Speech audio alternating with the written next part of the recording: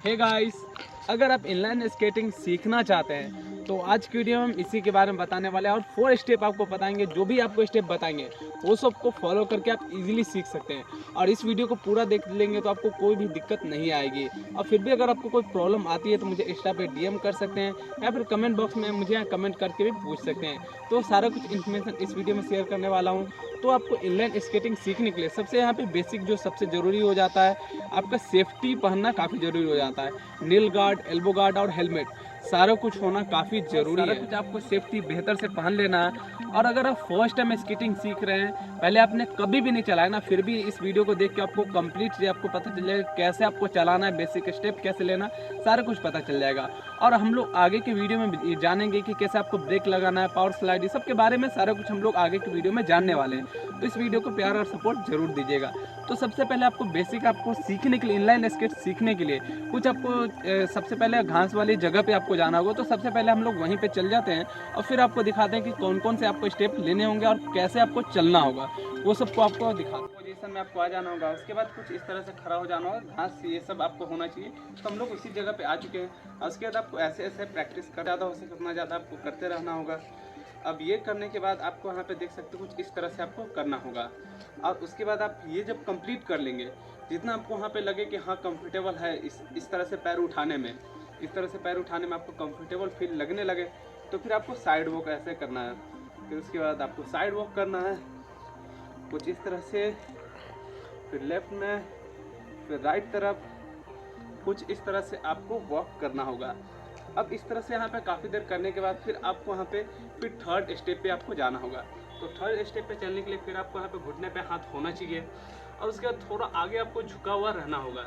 उसके बाद first step ऐसे लेना होगा, फिर सेकेंड ऐसे, फिर यहाँ पे इस तरह से, फिर इसी तरह से आपको स्टेप बाय स्टेप आपको लेना होगा। इसी तरह से चलना होगा और जितना जो स्टेप लेना है सब आपका स्टेप उठा के आपको रखना है। ऐसे यहाँ पे ऐसे रगड़ के यहाँ पे ऐसे नहीं रखना है, ऐसे करके नहीं रखना है। जितना जो स्टेप होगा कुछ इस तरह से रखना होगा आपको, इस तरह से। और उस तरह से स्टेप ऐसे ऐसे स्टेप लेने के बाद आपको क्या करना है कि फिर आपको थोड़ा स्लाइड करने की कोशिश करना है, इस तरह से आपको चलने की कोशिश करना है। अगर ये सब में आप कंफर्टेबल है, उसके बाद फिर आप रोड पे जाने के लिए रेडी है। तो रोड पे आपको जो सही सरफेस है वहाँ पे जाकर प्रैक्टिस आपको करना होगा उसके आगे का।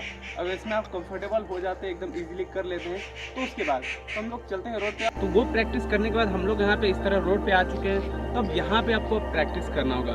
तो जो हमने घास पे प्रैक्टिस किया था वही चीज़ हम लोग सेम स्टेप को यहाँ पे करने वाले हैं। आपको यहाँ पे देखिए, आपको ये भी चीज़ यहाँ भी आपको ट्राई करके देख लेना है कि आप अच्छे से कर पाते हैं नहीं। इस तरह से आपको लेग उठा के आपको ट्राई कर लेना है। इस तरह से आपको एकदम कंफर्टेबल आपको हो रहा है नहीं। इस तरह से होने के बाद फिर आपको यहाँ पे साइड वॉक भी करके आपको देख लेना है कि आप इजीली इसमें कंफर्टेबल है या नहीं, ठीक है।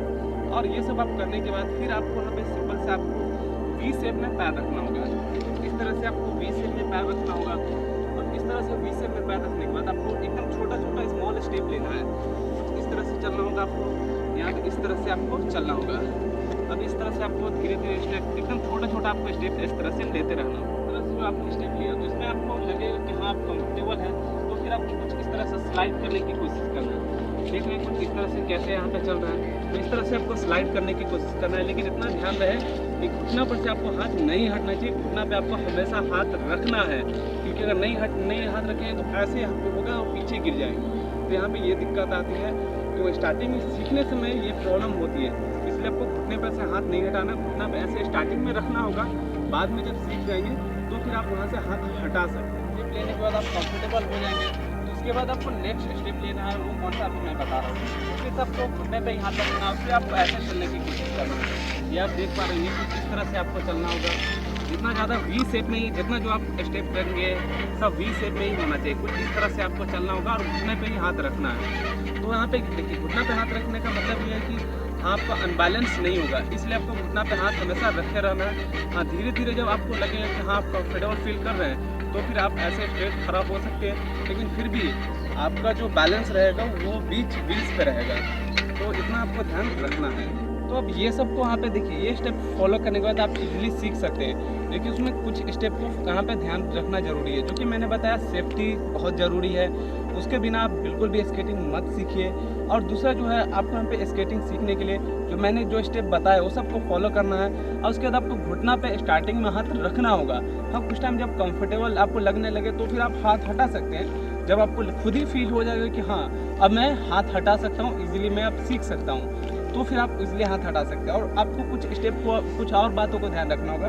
जब आप स्केटिंग, इनलाइन स्केटिंग सीख रहे हैं ना, तो आपको वहाँ पे देखिए कितना बार क्या बैलेंस नहीं होता। वो रीज़न ये है कि जैसे कि यहाँ पे देख सकते हैं ये मेरा 3 व्हील सेटअप है।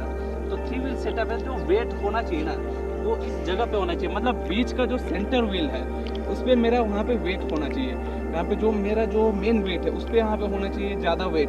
ठीक, अगर यहाँ पे अगर वैसा नहीं हुआ ना तो क्या है कि इस तरह से स्केट उठ जाएगा और यहाँ पे उल्टा पीछे गिर जाऊँगा, तो इस तरह से प्रॉब्लम होगी। तो इसलिए आपको ये सबको ध्यान रखना है। और जब घुटना पर से भी हाथ हटाएंगे ना तो वही होगा, इस तरह से अनबैलेंस हो जाएंगे, इस तरह से गिर जाएंगे। और ये सबको आपको ज़रूर ध्यान देना है। और जब भी आप गिरते हैं तो जैसे कि आप इस तरह से झुके हुए होते हैं ना, तो घुटना पे हाथ होते हैं, तो जब गिरेंगे तो इस तरह से हाथ गिरेंगे और इस तरह से हाथ नीचे आ जाएगा।